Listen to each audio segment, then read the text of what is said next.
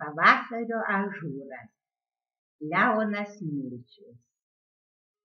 Pavasaris ažūrą žalią neria, nakčiai išdraiko ant šakų, kol kas skylėta, lengva, reta, ant krūmų, medžių mažesnių. Puikuojasi ievos ir berželiai naujaisiais savo apdarais.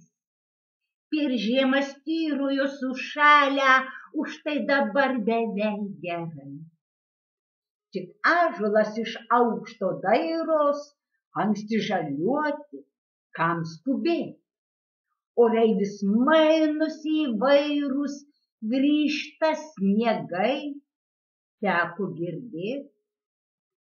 Nulis šiltesnis, su perkūnais, lietus balandžio pabaigoj.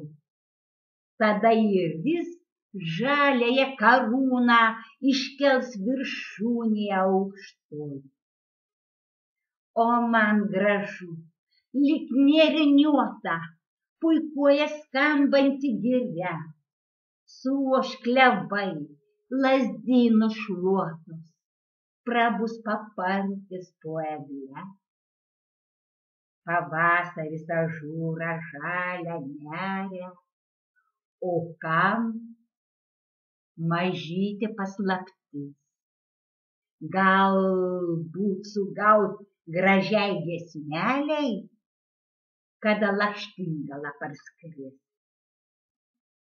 Eiles skaitė Jūratė Majauskaitė.